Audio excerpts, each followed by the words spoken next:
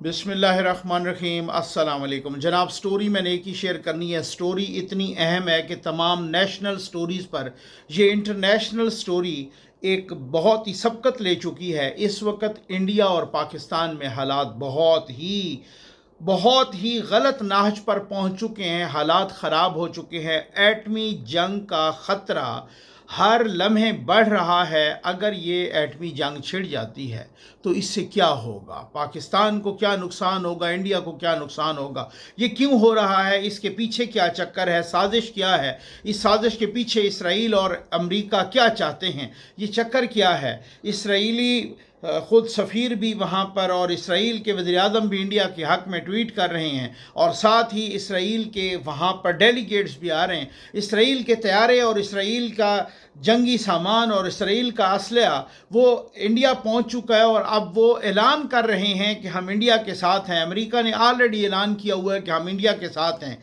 तो इसमें ये है पाकिस्तान के साथ कौन है, पाकिस्तान का क्या होगा, और पाकिस्तान पर अगर किसी किस्म की जारहियत की गई तो इस जारहियत का कैसे मुकाबला किया जाएगा। और साथ ही पाकिस्तान के वज़ीर दिफा ने जो एक दबे लफ्ज़ों में कहा है कि हम तो सीधा ही बम फेंक देंगे, इससे क्या मुराद है। और बहुत इम्पॉर्टेंट स्टोरी है। बस जल्दी से आप चैनल सब्सक्राइब कीजिए, जहां घंटी का निशान बना है उसे प्रेस कीजिए, ताकि हर नई आने वाली वीडियो आप तक पहुंचती रहे। पानी का जिक्र ही है जनाब, तो पानी के प्रोजेक्ट्स लग रहे हैं, अल्लाह के करम और आपके तामुन से लग रहे हैं, और मसाजिद के दरवाजे पे लग रहे हैं, उस प्यासी इंसानियत के लिए लग रहे हैं जो जोड़ों वाला पानी पी रहे हैं।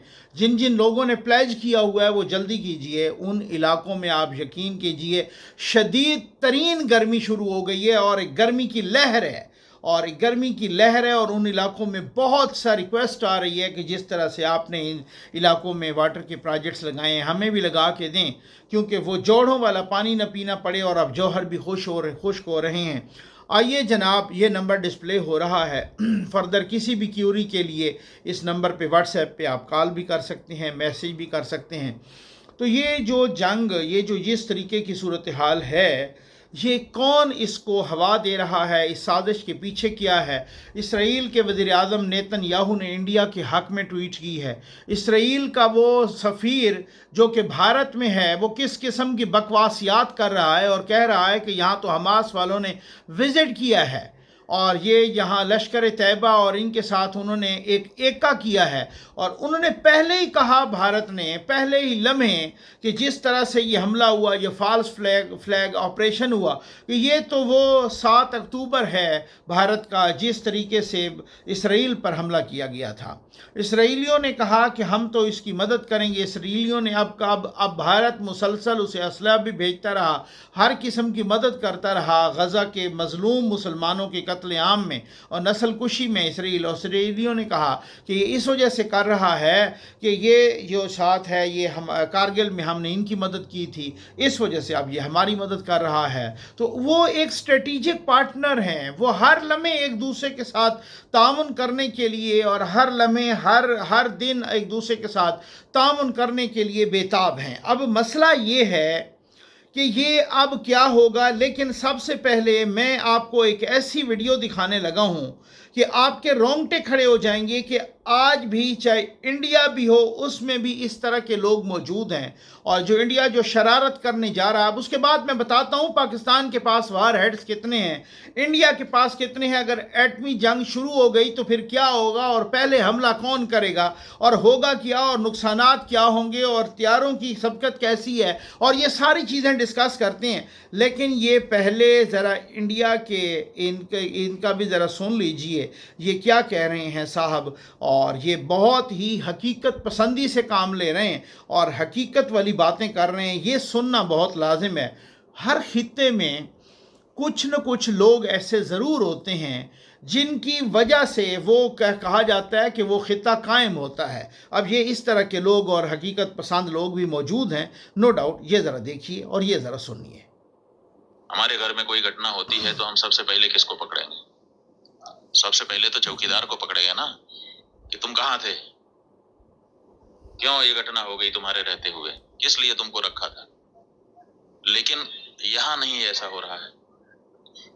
यहाँ जो है कहते तो हैं कि हम चौकीदार हैं, लेकिन चौकीदारी अगर की गई होती, हाँ, चौकीदार अगर अपने काम में पक्का होता है तो उसके ऊपर आक्रमण करके उसको कोई मार दे, लेकिन फिर कहा जाता है कि इस चौकीदार ने अपना निभाया।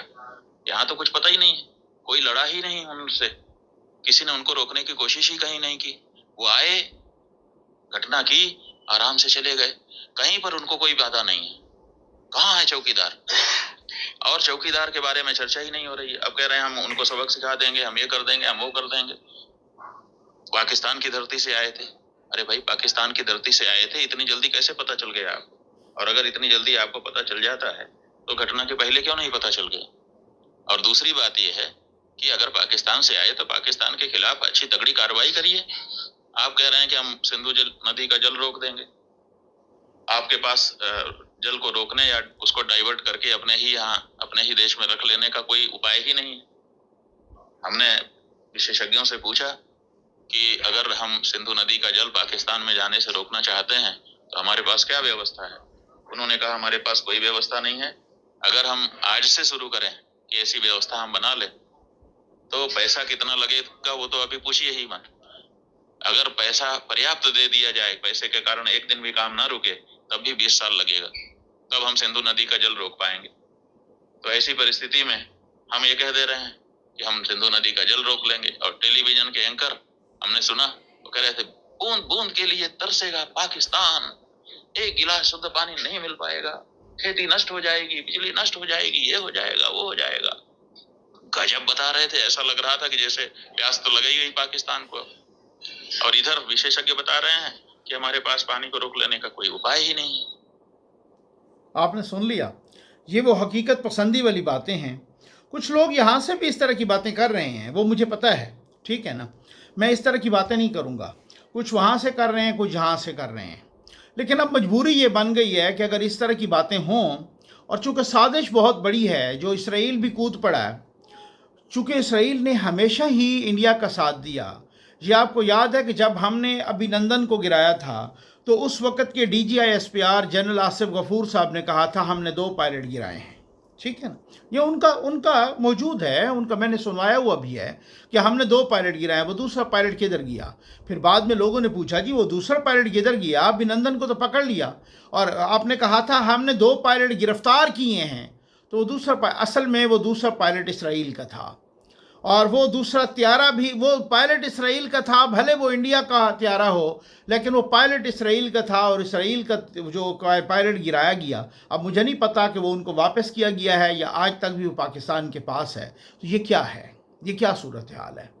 अब आज भी वो वही कर रहे हैं, और अब हम देख रहे हैं कि वो अब अपना बहुत सारे इंटरनेशनल मीडिया, सोशल मीडिया अब ये कोट कर रहा है कि इसराइल के जहाज़, इसराइल का असलहा, इसराइल के वेपन्स, इसराइल के बंदे वहाँ पे इंडिया में पहुँच गए हैं इंडिया की मदद करने के लिए। तो ये एक बहुत बड़ा एक, और वो कर रहे हैं कि जनाब हम तो ये करेंगे। इवन यहाँ तक कि भारतीय मीडिया और उस पर लंडे के वो जो दानिशवर बैठे हैं, असल में वो दहशत गर्द हैं, वो कह रहे हैं कि पाकिस्तान के इतने शहरों को हम उड़ा देंगे, 5 को हम इतने मिनट में उड़ा देंगे, और इसको हम इतने मिनट में और इतने सेकंड में उड़ा देंगे। भाई बात ये है, उड़ाने छुड़ाने को छोड़िए, वो बात की बात है। पाकिस्तान के पास 200 वार हेड्स हैं। 200 वार हेड का मतलब है एक एटम बम है, इसका मतलब है 200 एटम बम हैं, इंडिया के पास कम हैं, ठीक है।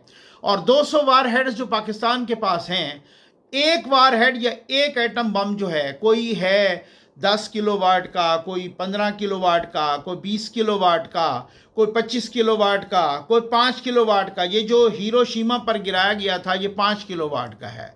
इसका मतलब है कि 5 किलोवाट से कि 5000 किलोग्राम के जितना बारूद जो है ना, आप वहाँ पे गिरा दें, और उसकी जितनी एनर्जी निकलती है इस तरीके से, यूँ समझ लें कि जब 5000 का गिराएंगे बारूद, तो फिर इसका मतलब ये है कि वो जो टेम्परेचर है वो भी 5000 पर चला जाएगा, खुदा न खास्ता। इसीलिए तो वो जब हिरोशिमा और नागासाकी पर ये लिटिल बॉय और इस तरह के गिराए गए थे, ये एटम बम जो 5 किलोवाट का था, एटम बम था, वो जब गिराया गया था, तो इसका मतलब फिर उसके बाद इतनी गर्मी हो गई और फिर उसके बाद उस गर्मी के बाद जो आंधी आई उसने तहस नहस करके रख दिया।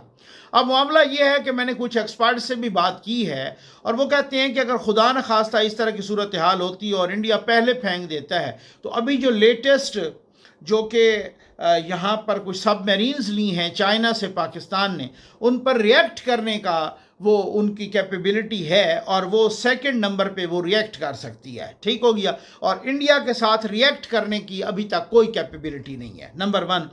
दूसरी बात यह है कि मैंने बहुत सारे एक्सपर्ट से भी बात की है। मैंने ये कहा अब ये तो बातें पीछे रह गई ना कि उन्होंने क्या बकवासियात किए, उन्होंने फॉल्स फ्लैग ऑपरेशन किया, इधर से 26 लोग चले गए, हलाक हुए, इतने दर्जनों वो कहते हैं ज़ख्मी हुए। 10 मिनट के अंदर अंदर FIR कट गई और जनाब पाकिस्तान का नाम लग गया। 10 मिनट के अंदर तो आप इतने ज़ख्मी और इतनी लाशें गिन ही नहीं सकते। 10 मिनट तो इतना कम टाइम होता है। तो इसका मतलब है कि आप पहले ही प्लान बना के बैठे थे कि ये आपने बदमाशी करनी है खुद और पाकिस्तान पे डाल देनी है और साथ ही आपने FIR भी काट देनी है। जब वकूआ होता है उस वकूए का FIR में टाइम लिखा हुआ है और उस वकूए के 10 मिनट के अंदर अंदर FIR कट गई है। कभी ऐसा होता है? और पाकिस्तान पे इल्ज़ाम भी लग गया है विदाउट एनी इन्वेस्टिगेशन। अब ये तो चीज़ें पीछे रह गई हैं ना बहुत ज़्यादा। अब जनाब पानी रोक देंगे और हम एटम बम फेंक देंगे और पाकिस्तान के खुदा न खास्ता शहरों को तबाह कर देंगे, तो जैसे पाकिस्तान ने तो चूड़ियाँ पहनी हुई हैं वो तो चुप करके बैठे रहेंगे। आपको मालूम होना चाहिए कि जो दो कंट्रीज़ आप ये न्यूक्लियर कंट्रीज़ हैं, ये दोनों तरफ से जो भी कह रहे हैं इस तरह से नहीं कहना चाहिए। और ख़ास तौर पर जो इंडिया का जो मीडिया है जिस तरह की बकवासियात कर रहा है वो इस तरीके से सूरत हाल कि ये एटम बम चल जाएगा और ये हो जाएगा। वो एटम बम आपके पास है, एटम बम पाकिस्तान के पास नहीं है। ये याद रखिए कि जब दो कंट्रीज़ ऐसी हों कि जो एक ट्रेडिशनल वेपन्स हैं, जो रिवायती वेपन्स हैं, जो आम तौर पे वो वेपन्स इंडिया के पास ज़्यादा होंगे, हो सकता है तैयारों की जनाब वो कंपैरिजन हो रहा है कि राफेल इस तरह के हैं या F-17 या F-16 इस तरह के हैं, ये वो है या इस तरह से कितना है, इसको छोड़ दीजिए। ठीक, आजकल जो जंग 2 दिन भी जंग हो ना तो 2 साल पीछे इकनॉमिकली पाकिस्तान या कोई भी हो, कोई भी कंट्री हो, वो पीछे चला जाता है। आप इसराइल को देखें कि जिस तरीके की उसकी इकॉनमी तबाह बर्बाद होकर रह गई है, अगर अमेरिका साथ ना दे तो इसराइल 2 दिन में ज़मी बोस हो जाएगा। ईरान ने उस पर अटैक किया, कहा जी हमने रोक लिया। किसी को मालूम है कि कोई बम या मिसाइल रोकने में, हवा में उसको टैकल करने में कितने अरबों डॉलर का खर्चा हो जाता है? ये अरबों डॉलर उसे कौन दे रहा है? उसे अमेरिका दे रहा है। तो मकसद कहने का ये है कि जो भी दो कंट्रीज़ आपस में खुदा न खास्ता को जंग लग जाती है उसमें सबसे ज़्यादा इकॉनमी का रोल होता है। पाकिस्तान की इकॉनमी इस वक्त वीक है, नो डाउट। तो अगर ऐसी सूरत हाल हो तो पाकिस्तान तो लंबे टाइम के लिए जंग अफोर्ड ही नहीं कर सकता। ये पता है आप लोगों को? कोई इंडिया हो जंग लंबे टाइम के लिए जंग अफोर्ड करेगा? आपका क्या ख्याल है कि हम ट्रेडिशनल वार करेंगे? आपका क्या ख्याल है हम दरिया सिंध का पानी रोकेंगे? वो पॉसिबिलिटी हो ना हो वो एक अलग बात है। आपका क्या ख्याल है कि हम आबी दहशतगर्दी करके आज जैसे सुन रहे हैं कि दरिया झेलम में बगैर बताए पानी का रेला छोड़ दिया है, तो आपका क्या ख्याल है आप इस तरह के तमाशे करते रहेंगे और पाकिस्तान चुप करके बैठा रहेगा? आपका क्या ख्याल है? लंबी जंग तो पाकिस्तान जैसा मुल्क अफोर्ड भी नहीं कर सकता। इधर आए तो इधर ठक से क्या मुराद है? मैंने माहिरीन से बात की है, उन्होंने कहा भाई लंबी जंग तो पाकिस्तान की इकानमी के लिए भी जहर कातिल है और अगर आपने बदमाशी की तो पाकिस्तान में यूं ठक करके एटम बम मार देना है। और पाकिस्तान ने जब एटम बम मार देना है तो जाहिर है आप भी मारेंगे, या जिस आपको कोई अंदाज़ा है कि खित्ते में क्या नुकसान होगा?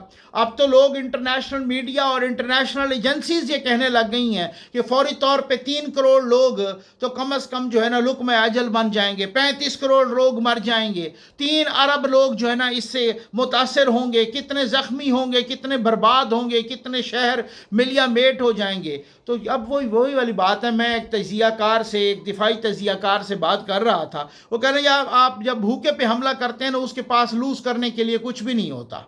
यानी पाकिस्तान इस वक्त की स्टेज में Pakistan has nothing to lose and you have lot to lose. आपके पास आप तो ख्वाब देख रहे हो कि हम सिक्योरिटी काउंसिल के मुस्तकिल मेंबर बन जाएं। आप तो ख्वाब देख रहे हो कि हम खित्ते में थानेदार बन जाएं।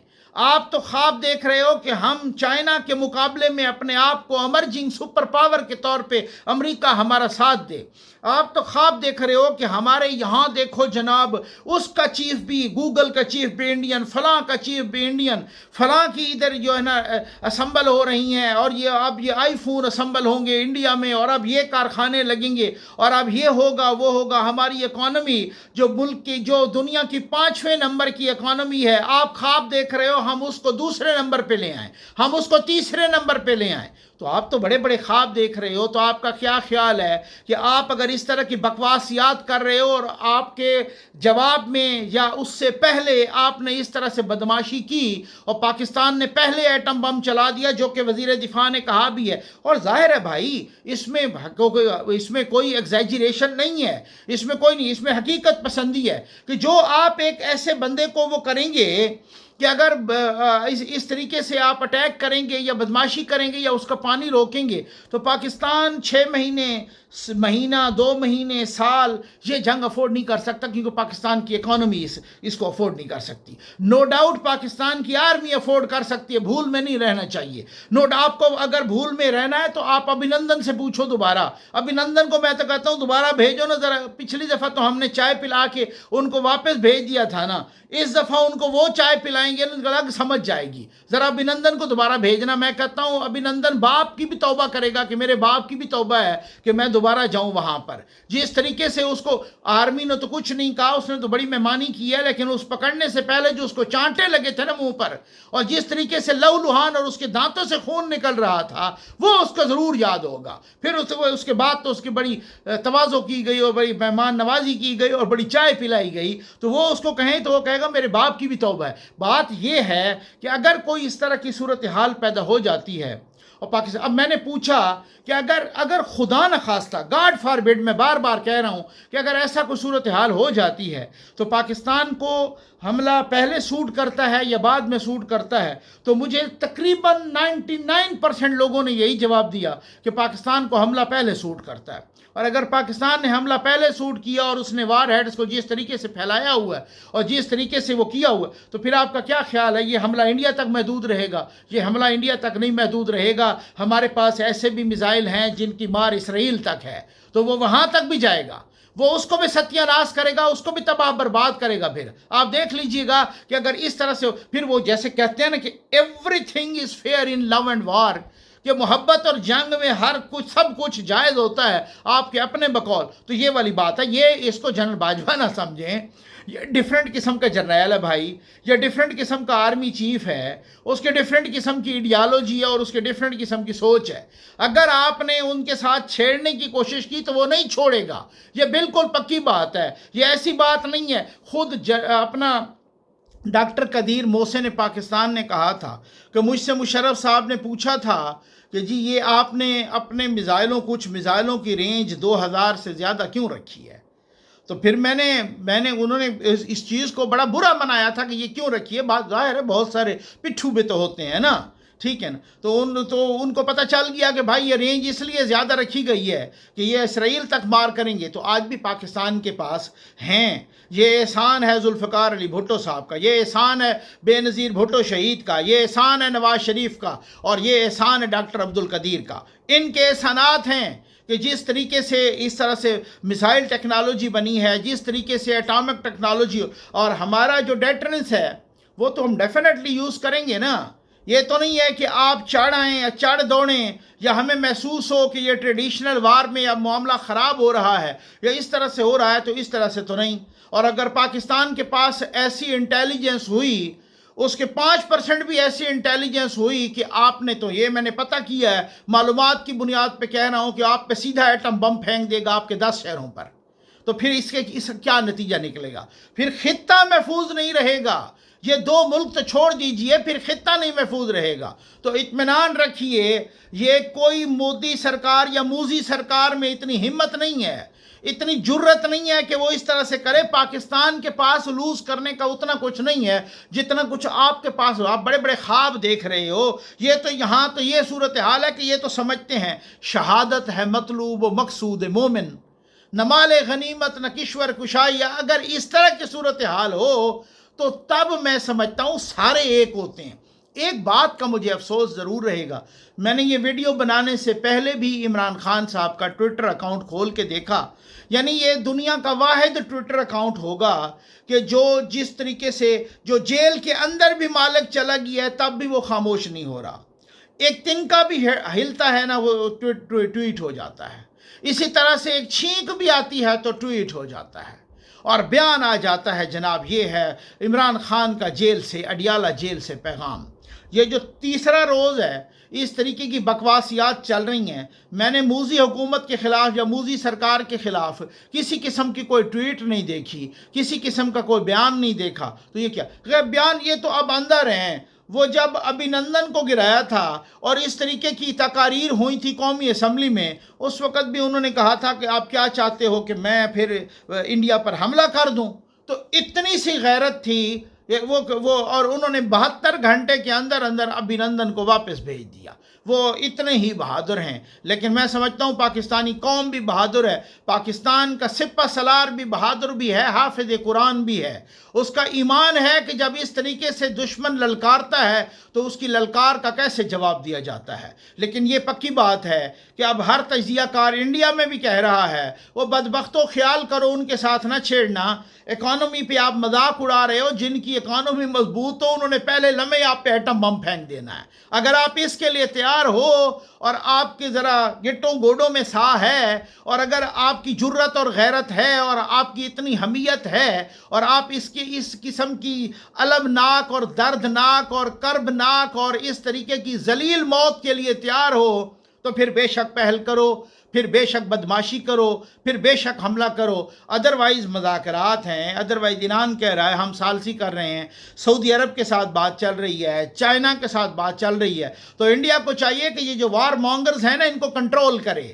یہ جو آ کے بخشی مکشی وہ پتہ نہیں کون بھلا بیٹھے ہیں میڈیا پر اور بکواسیات ہر قسم کی کر رہے ہیں اور ان کے جناب اینکر بھی کر رہے ہیں اور روز ہی نہیں چھوڑ رہے ہیں. بوند بوند کو ترسے گا تمہارے باپ کا جیسے پانی ہے، تم ترساؤ بوند بوند کو، پھر اس کے بعد دیکھو کہ تم زندگی کی بوند. یہ بلاول صاحب نے بالکل ٹھیک کہا ہے کہ یا تو دریائے سندھ میں ہمارا پانی بہے گا یا تمہارا خون بہے گا. یہ بالکل اسی طرح سے انہوں نے ٹھیک جواب دیا ہے کہ دریائے سندھ میں موذی سرکار یاد رکھ کہ یا تو ہمارا پانی بہے گا یا تمہارا خون بہے گا. اگر اس کے لیے تیار ہیں تو پھر ان وار مانگرز کو بٹھا کے بکواس یاد کرتے رہیں، پھر اس کے لیے اگلا سٹیپ بھی وہ ہو اور پھر اسرائیل کے ساتھ بھی اس طرح سے وہ آتا رہیں اور وہ سارے طیارے بھی آتے رہیں اور وہ بھی آتے رہیں. اور میں سمجھتا ہوں کہ جس طریقے سے اسرائیل کا پائلٹ بھی ابھینندن کے ساتھ گرا تھا، جس طرح سے اس کے گال بھی لال ہوئے تھے، اسی طریقے سے انشاءاللہ اب بھی گال لال ہوں گے. لیکن یاد رکھو کہ بدماشی کی تو پاکستان نے ایٹم بم پھینک کے تمہیں بھسم کر کے رکھ دینا ہے.